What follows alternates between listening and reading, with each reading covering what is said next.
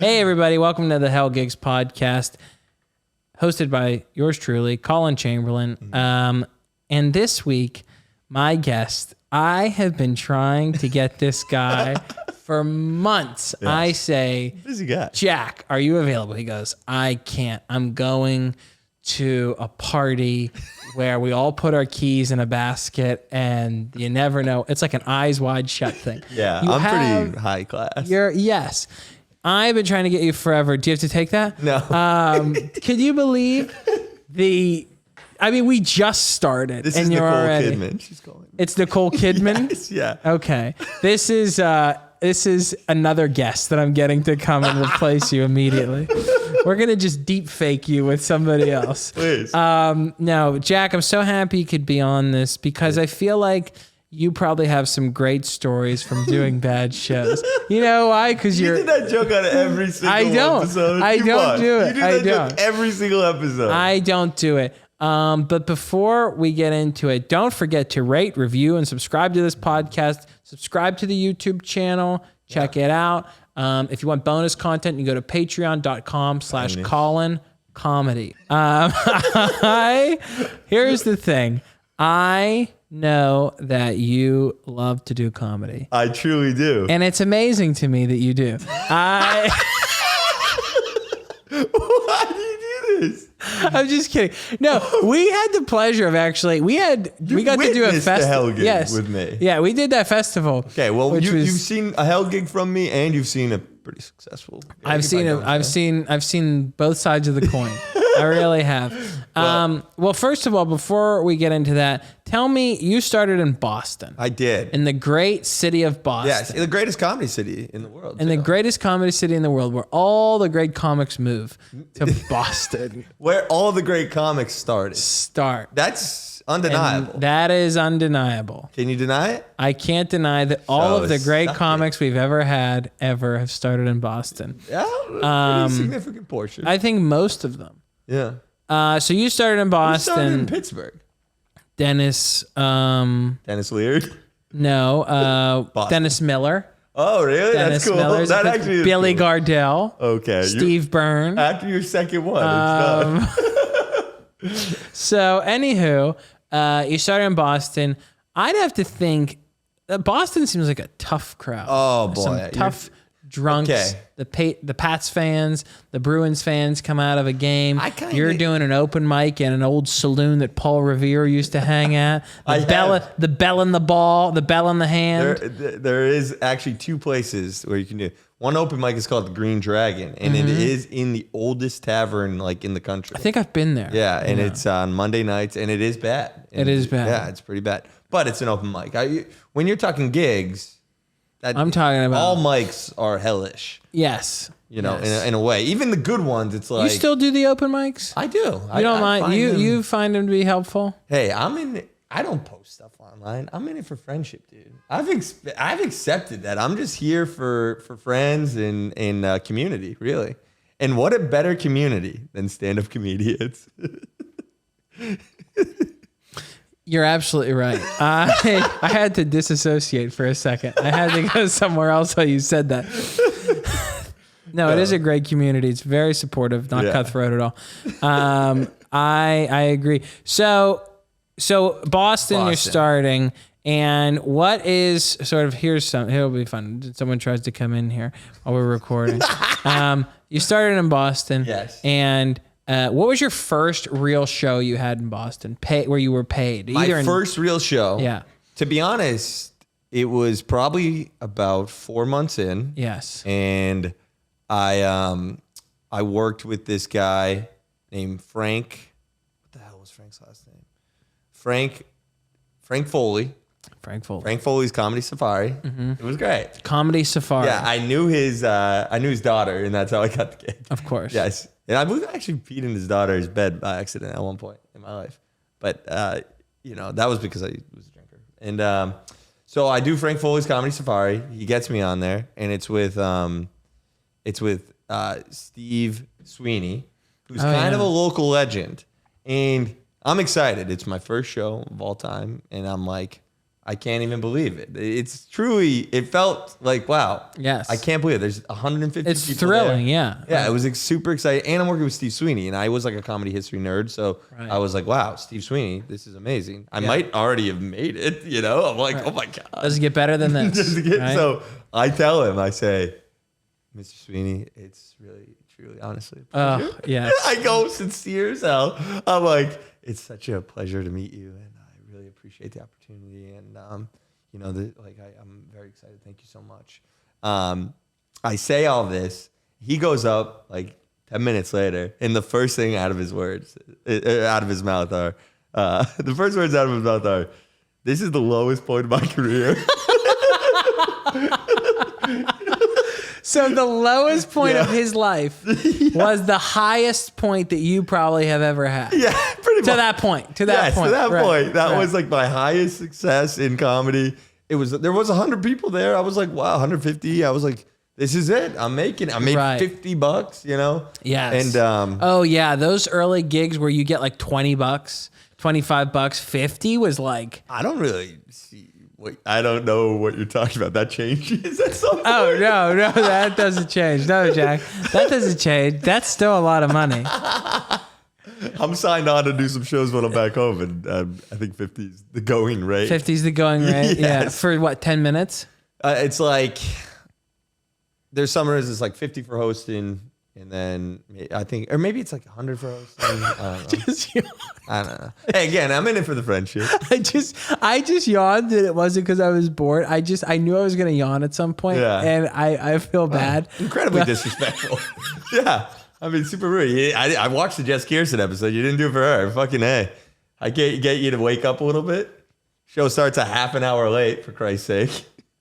I work. This is the middle of my fucking work day. My boss is gonna be like, "Where the hell did you go?" Oh, sorry, just had to go and do hell gigs while Collin Chamberlin yawns in my face because he doesn't respect me. That's really great. Tell me about Steve Sweeney. So Steve Sweeney, does he kill? Did he kill? Oh, murders, dude. Of course. He's just killing. How did you do? I did well, too. Yeah. To be honest, that was like, you know, my first few times. My first 3 years, it was all straight, like, you know, like three lines joke. Yes, three lines right, joke. yeah. 3 lines joke. And then, and it was very like scripted sounding. But Right. it's okay. Like, Yes, I mean, well, you don't know any better. You're just like, you only know like what you've seen and what you've heard. So you sort of try to emulate that. Yeah. And you try to go, okay, I just have to like get laughs. Right. And I think this is what a joke looks like and sounds like. And then as you do it, you like find like your voice and stuff.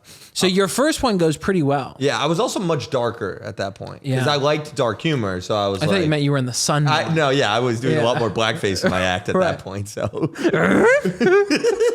Boom, ba-dum, bum, bum. I almost ate the mic. So my jokes were darker. So to be honest, like a lot of my successes, I was like groans I was counting as wins. I was like, oh, they're paying attention. That's good. Right. You know? Yeah. And so like I would get some pretty like, ooh, and I'm like, I killed. You're kind of like an edgelord. I was a bit of an edgelord because you know, the guys I liked Mark Norman a lot. Like, you know, before I started, that's like who I was listening to a lot. So I was like, you know, I'll talk about race.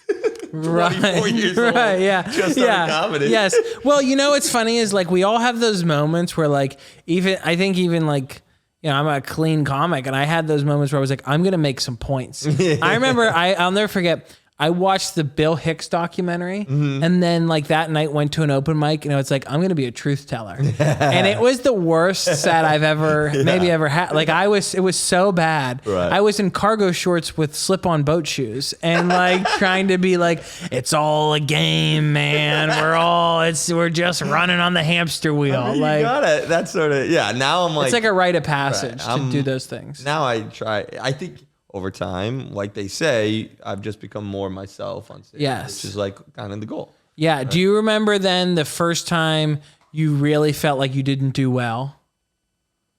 I mean, the first time I have like, I guess, Oh, I remember one time. Right. Yeah. So this is probably 7 months in.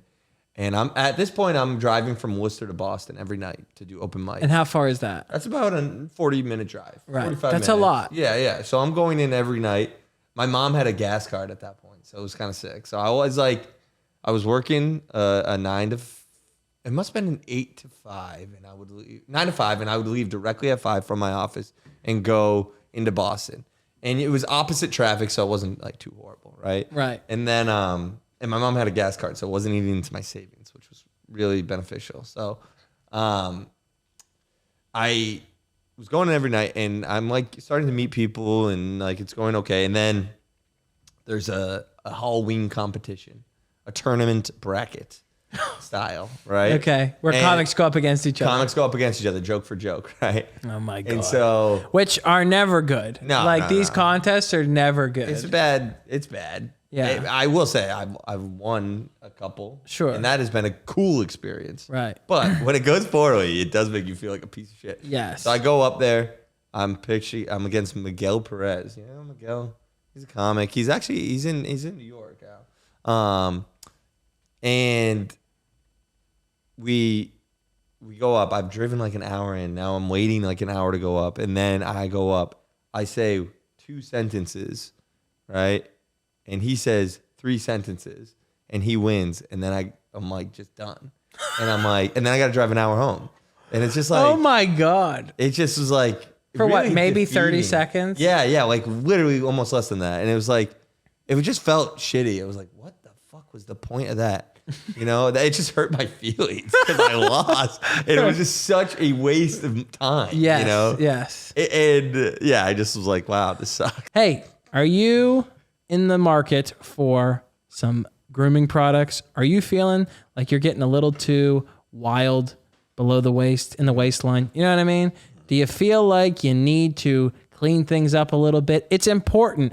Do you really want to be the guy that is all bushy and hairy? You don't want that. No. Don't be that guy. This is a modern world. We're in a renaissance. Be clean. Be clean. Personal hygiene is so important. That's why you got to check out Manscaped. The lawnmower, that's a tough word to say. I'm having trouble with lawnmower. The lawnmower 4.0 is the new razor from Manscaped, and it's great. You can use it in the shower. It's a lot safer to use than a God forbid a safety razor. Right. You know what I mean? Pathetic. Or What are some you, people retarded? use these. Some people use these electric razors they get, you know, they win it at a casino raffle. They use these electric razors. They take the paint off your walls, for God's sake. So here's what you got to do. You got to go to Manscaped. You get 20% off and free shipping with the code Collin. That's COLLIN at manscaped.com. That's 20% off with free shipping at manscaped.com and use code Collin, COLLIN. Unlock your confidence and always use the right tools for the job with Manscaped. People don't realize the time wasted in comedy it's endless. I mean, right here, this isn't even recording. I set this up so you could feel like you had something to do. Your friends told me that you were starting to get antsy around the house and you wanted more industry. My wife just sets me up with random podcasts. She called me and said, "What will it take?" I said, "Well, we need a mixer and a camera." She goes, "Just get them without the batteries. If it's less without the batteries, because none of this will be usable." So, no, I get it, but like it is like the drive. I always say this: people don't realize that if you have a bad show, this does not end with that. No, like you have to get in your car, or get on a train, and then commute to a place where you feel comfortable enough to be upset. You know, like, do you know? I'll never forget. One of my first like times getting up in New York when I moved here, I bombed and I got on the train and I'm miserable. And about 20 minutes goes by and I realize I am on the wrong train going in the wrong direction. And dude, I called Ray, at the time my roommate, and I said, "Your sexual lover." And I said, I'm moving back to Pittsburgh. He was like, "What?" I was like, "When I get back to the apartment, I will pack my stuff and I'm moving back to Pittsburgh. I hate this." So you have to drive 45 minutes or so back home after doing 30 seconds of material. Yeah, exactly. Right. So painful, right? And like at that point, I'm still new to the scene, and so people don't like care. Yeah. But when you do a competition in front of all comedians, like people are actually paying attention at that point. They might not pay to Mike, but they want to see who wins and loses, right? Right. And so like it just felt shameful. Yeah, of course. It feels like I mean, literally you wasted your time and money. Yeah. I mean, and people liked you less than when you started. Yes, right. They're like, they think less of you. Yeah, exactly. Absolutely. And you don't even have a chance to redeem yourself because it's over. Yeah. I have actually another comedy competition that's like related, sort of. Tell me. So at they do a yearly competition, right? Yeah. And you know, when you first start, in general, you shouldn't have hugged because you would like to do it. It's a decent room. It's a good room. Yeah. We'll have to bleep the we'll bleep the room. Yeah, we'll bleep the room. So it's like I get accepted in, and now you're talking 2.5 hours from Boston because now I live in Boston. So the first time I go and it goes great, dude. I play roulette, I win a little money, and then I go up and I do 5 minutes and I get passed to the next round. And this is my first like maybe 1.5 years, 2 years in. And so I'm like, whoa, this is awesome. You know, wow, very cool, right? And I drive home and I feel good about it, right? And then they're like, okay, so next time, come back at this time or whatever. And I think I drove down with a couple comics, so the vibes were high. We were feeling good, you know. And I think we might have all made it. It was just like a good experience. And then the next time I drive down alone, 2.5 hours, right? I lose $100 in roulette immediately. And this point in my life, I'm paycheck to paycheck. Right. I'm driving for Lyft full time. And, you know, so just to gamble $100 is super irresponsible. Right. You know? Right. And so... Because I think the prize is like a feature weekend. Yeah, exactly. The prize is probably $75. You know, to open for a cat thing. Yeah. So. Yeah, exactly. So, so now I lose $100, so I'm sad, right? I'm like, fuck, I kind of needed that money. Then I go on stage. In this second round, way less people. This is a giant room, right? It's way less people, old people, and I bomb for 7 minutes. At that point, I probably didn't even have 7 minutes, really. And so I bomb horribly. I don't get passed. I don't get moved to the next round. And then I just have to drive 2.5 hours alone and just be like, wow, that was terrible, dude. Right. Yeah, it's bad. horrible. That I've had some, I remember so I did that contest. Nice. And I got through to the second round. And I was so annoyed about how bad it was, like how bad the show was and everything. Yeah. That like I was annoyed because they were charging comics for their tapes and they were charging comics for food, which I think is such a crime. Yeah. It's like people are not making any money on this show. Stop. You're so in the red. So I left. I went and I got Ben and Jerry's. Nice. And during the show, and I came back as they were calling the votes or whatever.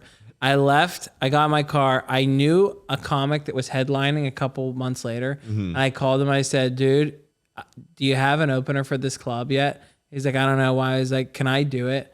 He's like, yeah, I think so. And I was like, because I just did this contest and the prize is this. And I don't want to. I was like, I hate this contest. It's so bad. He's like, yeah. So I ended up doing a weekend with him. And that was one of the it was one of the most depressing weekends I've had in comedy. Yeah. Because you're trapped. You're trapped in this casino for a weekend.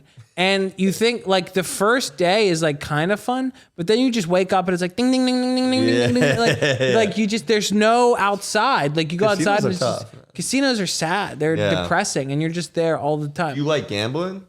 Yeah, that's the problem. I like sports betting. Oh, so I would go to the that's sports book and like, the last time I was there, I was like betting on hockey games at like midnight. Like I'm like what? I'm like betting on live hockey games. Hockey leagues. Like I was like, oh boy, Tampa's down by 2.5 goals. I think if it's plus 600, they'll come back and win with 2 minutes left. You know, like I'm in. Let me put 20 on that. So not only was the setting depressing, you were depressing in it. You were part of the problem. I was part of the problem. Yeah. So yeah, that one sucked, dude. I felt horrible. And it is old crowds. It's really old crowds there. Which is like kind of fine. Like to be honest, like the show was like other comics did well, I guess. I wasn't watching a lot, but other comics moved on, like if I was more seasoned, I would have done better. But yeah, I just like panicked because the first show didn't go well. And that what's funny is I need to figure out how to phrase this without. This is a clean podcast. No, it isn't. It is very clean. No way. No. Okay. My guests are dirty. Yeah. I would never stoop to that kind of humor. But it's funny. I have to figure out how to say this without revealing the name of this place because I Magoobies. Yeah. Why are you just ruining all comedy clubs that I have the potential to work? Dude, I would love to work Magoobies. He would not. They will use that. So that contest sounds like the name of the contest sounds like what used to be a very popular television show. Yes. And I have seen comics use that contest as a credit. Yeah. And it's like, do you think you're fooling people? Like, yes, where like you almost still say it fast, and they'll be like, I was on this one. Yeah. And you're like, you were on what? And then you hear it again. You're like, are you saying an S or what is a C? What is the word that, And it's like, I've seen comics use that as a credit, and it drives me crazy. Where I'm like, so you did a contest? Yeah. A bad contest, nonetheless. I'll talk to you after.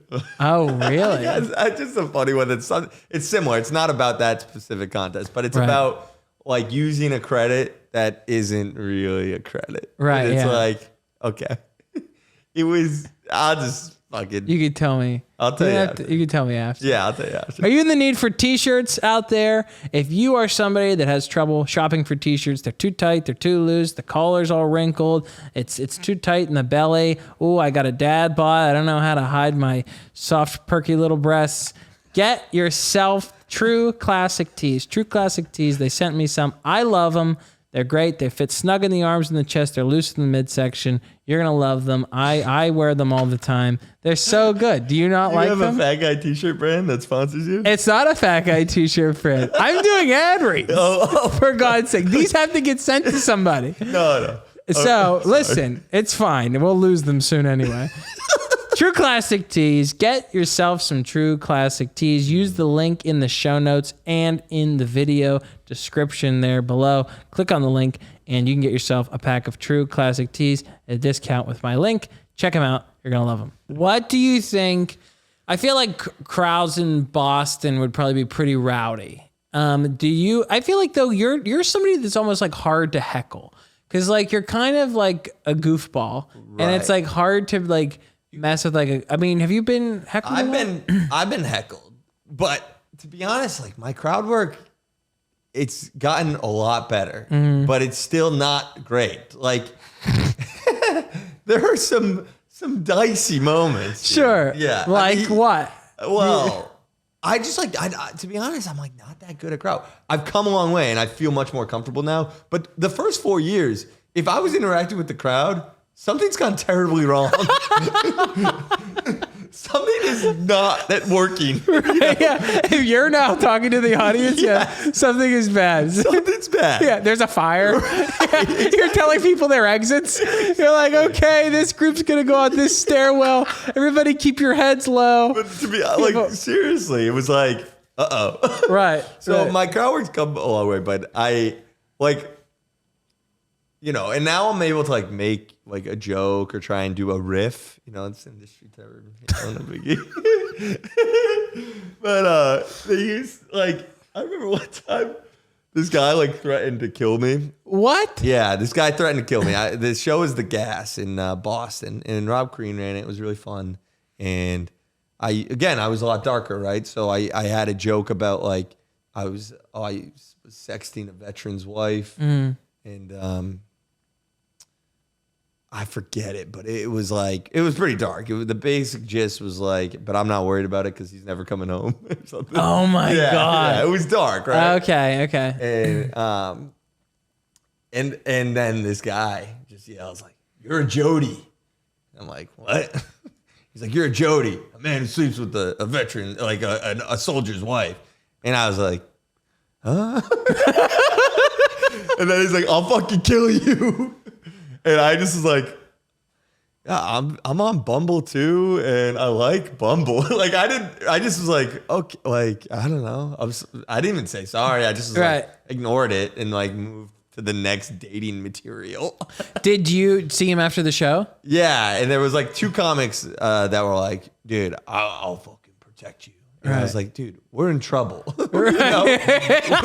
We're comics. We're Chances are this guy might be a veteran. Yeah, you know, if he knows the industry lingo for like what it is to fuck with a veteran's wife, you know, then he's probably in the biz. And he was pretty unhinged. He was like drinking a lot, and like I was definitely nervous. You just got some guy pounding your head and outside quoting "Born on the 4th of July." Just you don't know what I saw. Right? Yeah. Oh my god. Oh my god. And it was like, yeah. That was pretty scary. And I guess that's like the worst like heckle I've ever. I mean, to be honest, like my most hellish gig. Yeah. Let's get to it. All right. If you're the worst gig I ever did, and I don't really count like a New York bomb on a showcase. It's like it's not. It's really a dime a dozen for some like, people. I mean, if you bombed at Old Man Hustle in lower, you know. Oh my God. I mean, those shows. Right. That's not you'd go in. No, because it's not even a gig. I mean, it's like you go in, there'd be 2 people. You know, Dylan would be like, "We have 1 guy in. I'm gonna go up there and start hosting, and hopefully we'll get a couple more." And you'd be like, everybody does 17 minutes. There's 3 comics, each do 17 minutes. By the time the show ends, everyone's like just chit-chatting. The microphone is not even being used. Right. Dylan used it as a place to meet women. Like he just used every time I went, there were women there, or Ray and you know, Dylan would be like, yeah, we got some chicks coming by later. Right, yeah. It was fun. Yeah. But I had a really bomb. That's probably my worst bomb in New York City. Is it Old Man Hustle? Yeah, that one was really rough. And especially hurt because I was also being a dick to Dylan. While Dylan was hosting, I gave him the light. I think I was there. Yeah, you were there. Yeah. Dylan was bombing. Yeah. And then I was like, oh, I'm going to give him the light. And I fucked with him a little bit. And then I went up and I did about as worse as he did. About as bad or worse. So yeah, well, those are rough shows. Well, what's your worst gig of all time, New York? So there's a club called the Comedy Scene in Massachusetts, and it's great. It's a great club. It's not always easy, but it's in Foxborough. It's actually where the Patriots play, right? And it's fun, dude. If you live around there, you should go check it out, right? But it's notoriously, it can be difficult, right? The headliner is this guy, Chris Tabb, who's a hilarious comic. But he's not the headliner, he's the host. Mm-hmm. But he does a lot of time at the top, and he does a lot of crowd work. And he murders the whole time. He's killing, right? And so you hear a lot of stuff about this club, right? And now this is probably my 4th year in, and I'm starting to get some club work, and I'm excited. And the guy who books the show, he books a bunch of spots in Mass, and he's like, okay, hey, we're gonna do like a showcase newcomers of New England, you know, at this at the Comedy Scene. And I'm like, cool, that sounds great. I'd love to do it. Mm-hmm. And it's me and 4 other guys with a little bit of years behind us, right?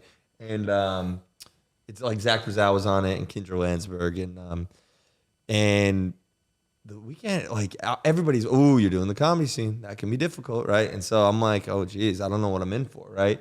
We go. It's like unbelievable. There's like 120 people there. The place is packed. And both nights, I have the set of the night. And I'm like doing 15 minutes, 12 to 15 minutes. And I'm like doing really well. Mm-hmm. And I'm like, what are they talking about? This place is amazing. Right. Are you kidding me? This is the greatest club on earth. And I feel like $1 million. And I do so well that the guy says, okay, in 2 weeks, can you feature for Dan Bolger? Oh my God. Right? And I'm like, of course. Not a problem. I mean, are you Did you see what I just did? Yeah. Can Dan Bolger follow me? Exactly. Right, that's what I'm like, are you sure that I'll switch with Dan if you want? Right. If it's easier. Dan is like very good guy. And so I drive down there, right? And this is like on the precipice of like me and my current wife, my always wife, hopefully. We had current wife. We had dated beforehand and we had broken up. So this is like in the middle of that, right? And so it was like a depressing time in my life, but this was a good thing. I'm getting a feature. Mm. You know, I'm choosing comedy over a wife. Yes, there's always that moment where like things start to go on. You go like, oh, this is so clear. This is the path. Yes. I'm on the right path because exactly. my career's taking off. Yes, right. So this is the grind. I'm on the right path. This is great. You know, she left me, her mistake, right? Because now I'm a feature. Right. I'm a feature. I'm at a the feature comedy at the scene. comedy scene. Yeah. I'm making $82. Right. So I go and I pick up Bulger and we head down there and now we get there and it sits like 120 people. There's maybe 25 people. Yeah. And they're sparsely put out throughout the place, right? It's not the same energy as the 2 weeks before. Right. Right? It's like the energy is not great. And Tab goes up and Tab is like been doing it forever, great comic. He's like even, you know, he's doing fighting well, but yeah. it's a battle. fight. Yeah. And so he does like, you know, 25 minutes at the top, right? Hosting. And he still gets them, right? In the end, he gets them. It brings me up. And before the set, he goes, make sure you do your time. And so I got to do. Oh my God. I think it was 25 minutes, right? Yeah. Might have been 20. But let's say it's 25 for the clip, right? And so 25 minutes, that's the longest I've ever done, right? And so I go up. I'm not kidding you. Within 25 seconds, 30 seconds, I was like, oh no, it's going to go bad. Right, yeah. Oh no. You already know. And you're just looking at the clock. You're like, I have so much time. Dude, honestly, the first 2 sentences, I was like, this is going to be so bad. And I'm immediately sweating. Everything I say, it's just dead silence. Yeah. It is silence. You can hear like breathing. You can hear the people breathing. And they're not, now everything I said, it wasn't like, oh, I didn't like that joke. It was like, oh, I hate you. I really don't like you, the man. And not only don't I dislike you, I like wish you didn't exist. After this, I'm going to pretend you don't exist. You know, it was horrible. It was so bad. And I'm doing so much time. And I used to have a call and response joke, right? Where it was like, oh, because I drove for Lyft. I said, what's the best college kid to pick up? Boston's a lot of college kids, right? So I do that down there. And it's like almost an hour outside the city. So like people know the colleges, but they're not college kids. So they don't really want to play that game. Right. And so that's supposed to eat up about 4 to 5 minutes. Right. You know? You're like, this is how I really milk it. Yeah, exactly. That's supposed to be my time saver, right? They like shout like MIT and Harvard and that's it. And then I'm like, fuck. You know? Okay, I didn't have anything prepared for that. Yeah. So I'm like struggling. It's going horribly. I'm sweating aggressively. At one point, I forget what I said.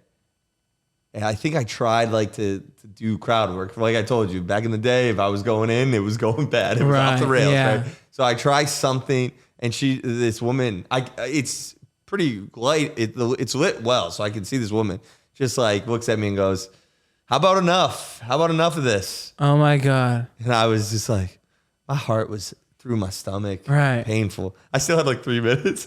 I just like power through. I get off stage, and I like. Tab like gives me a handshake or whatever. I get off stage and Dan Bulger's sitting at the bottom of the stairs. He goes, "Start the car." It was so funny. That's a great line. Yeah, it was so bad, dude. It was so bad. So then he had to go up there and do what, 45 minutes? Yeah, and he did well. Yeah, he was much more confident comic and like he's done some tough ones before, so. Yeah, it was so bad, dude. And the whole ride up, I'm like, just sad. I'm never getting booked again. I'm like friends with the booker. Right. Like, it's going to be fine. But I'm like, well, I might. I literally, that was the only time I ever was like, maybe this isn't for me. Right, I called my dad at 1 a.m. Yeah. That's how bad. Yeah. I called him. I was like, I don't know what the fuck I'm doing. Yeah. Dude. I was sad. Right. That one like broke my spirit. Really. Yes. You need a couple of those. I feel like once every 8 to 10 months, I have a moment like where I just snap. You know what I mean? Like all of the shows from the past, year maybe that build up to it, and then you just lose it. Like I have called like Ray or my dad or like a friend. And you're like, dude, I'm getting out. Yeah. Like I'm getting out of this business. That's brutal. Yeah. The The thing with the lady saying that hurts because it is like the hole in the armor where you're like, it's not even like, she's not even saying anything mean about like your appearance or anything. It's like, I'm choosing that I don't like you. Yeah. Like you were saying, it's like, how about enough? Yeah. Like she was just saying, you're bad at this. Right. You're not good. This isn't for you. You know? Right. Yes. And and during my set, I already feel that way. Right. So that had it confirmed with verbal assault. Right. Yeah. Yeah. I had a lady once yell out. She was drunk. She was just like, "You're horrible." And I was like, "You're horrible." Yeah. Like I was like, "You are also horrible." Like I might be bad, but you're also bad. See, at that point, I wasn't like competent enough to like even try to make it funny, and I wasn't comfortable enough to be like mean. I would say dark shit, but like I could have been like, "Well, fuck you, bitch, you fucking slut." You know, see, I'm not even very good at it now. Right, it's not even for real. Yeah, you're having trouble. I see that. You're struggling a little bit. Like, that's like not my wheelhouse. So right. Basically, she said something very mean, and then I just nodded. I like accepted. Yeah, like you're right. You know, and you never did you see her after the show? Oh, dude, I think I sat in the car and waited. Yeah, like, I've done really that. I've sat in the green room and like waited for the space to clear out. I did not want to be around. It was horrible. I don't know if this is the right time to tell you, but we actually have that lady on the phone here, and we're gonna have you confront her. I just tried. Well, you were a bitch. Pretend I'm that lady. Yeah. And okay, so we're back at the comedy scene. Yeah, it's what is it? 1998. I just followed Dane Cook. Yes. Yeah. And you're on stage, and I go, I think we are done here. How about we're done? Here. You say, how about enough? How about enough? How about enough Oreos for you, pal? You're looking pretty thick over there. Wait, I'm the lady. Yeah. Oh, okay. I feel like you're attacking me personally. No. Okay. You are also chubby, but she's chubbier. Well, you're peddling fat guy t-shirts. They're not fat guy t-shirts. They're just t-shirts that if you happen to have a little extra weight on you, it can help smooth things out. Yeah, a little or a lot extra, either. Either one. Okay. So hey. You're. All right, so go ahead. So you say. What do I say? You say, how about enough? How about enough? How about enough chicken fingers for you there, chubby? I have a gland disorder, and my doctor says if I don't have these chicken fingers, I could faint. Yeah, well, I wish you would get an appointment with Dr. The euthanasia guy. What's his name? Kevorkian. Dr. Kevorkian. Who's that? I've never heard of him. He's the euthanasia guy. He's the euthanasia guy? Yeah, he kills people. We just had to put my dog down. He was euthanized. Hey, which one's the dog? That's what I'd yell at you if you were walking one. It's really tough because the dog was my dad's dog, and my dad died suddenly in an accident. And the dog died in the car. The dog, I had to adopt the dog because my dad passed away. My dad was my best friend. And I have been eating more because I mean, I've can been tell. grieving. I've been grieving the loss of my dad. It was last year. Yeah. I took on the dog, and I always felt like the dog knew that I wasn't my dad, and it's been really tough for, you know what? Well, how about this? Who wants to see me smash a watermelon? And that's how we go down. That's how I ended all my shows. I would end with a watermelon. You smash a watermelon and spray the front, right? Yeah, I'd spray the front. And then she ate it like a fat bitch that she was. We're going to have to edit that. Clean some of this Sorry, up. Dude. I feel like your goal is to make this the hardest podcast to edit. Do you feel like that? All right. So before we get out of here, I want to ask, when you have a bad show. Yes. However, it's rare now. Extremely rare. What do you like to do after to pick your spirits up? You get a little snack or a little soda pop? I like nicotine. Do you? I do. So I'll, to be honest, there's no better feeling than smoking a cigarette, no matter what the situation is. So after a bomb, it feels pretty good to smoke a cigarette. To just rip a choke. Yeah. But like, I also like, I don't drink, so I don't drown my sorrows, but I'll get like a Ben and Jerry's Yeah. pint. Oh. Like I probably after that bomb in the comedy scene, I probably got a pint and ate it that night. And I've done something similar. One of the lowest points of my career, I was at a club in Tampa, a very big, and like it's actually huge. It's too big for a comedy club. Okay. And it's in this little town. It's like a party city, and you stay in a condo that's connected to a supermarket. Nice. And I bombed so bad. The shows were so bad. And I kind of got a little drunk at the bar, which I never do after a show. And I went into the market drunk, and I bought a tall boy, and I bought a thing of Ben & Jerry's ice cream. And it was the Tonight Show flavored ice cream. And I went to the cashier, and I said, this is the closest I'll ever get to the Tonight Show. And this Cuban guy looked at me and he goes, do you want a spoon? You bombed with the guy. And I got a spoon and I went and ate it on the porch of the comedy condo and drank a large Coors Light, a tall boy Coors Light. That's funny. It was so low. That sounds It was sad. so Ben & Jerry's, I guess, Not is just. only did you bomb the show, you bombed with the interaction. I bombed with the interaction. Yeah. And I think, I'm surprised that you don't drink after shows because you kind of have a reputation for like drinking a lot at shows and stuff. is that what I have? Yeah, a lot of people are like, oh, Colin's drinking a lot tonight. Jack, where do people find you? Where do people find you? I know you don't really do anything with social media, and I know you don't have any dates on your calendar, nor do you even have a website. No, you know what? Let me plug something. Plug it, baby. I'm hosting Laugh Boston in the end of January for Lil Sasquatch. I don't know if you heard of this young fella, but he's a rip-roaring funny man, and he's doing well. And so he's headlining Laugh Boston. I'll be hosting for him at the end of January. And where are you on the gram? I'll probably I am on the Instagram. I post some sketches. What is your name on Instagram? It's Burke _Jack _. Burke _Jack _. Yeah, and you should follow me. I do post some sketches that are funny. Oh, I think everybody should follow you. Yeah, but mostly it's my family. I post content about my family. You're the But it's not even last about true him. It's just family man photos. of comedy. Yeah, I'm a family guy. Yeah. Jack, I really appreciate you taking so much time out of what must be a very busy schedule to do this. And thank you so much.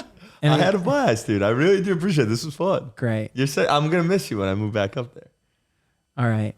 That's it. Thanks, folks, for listening. Don't forget, check out Manscaped, check out True Classic, check out Sesh Comedy.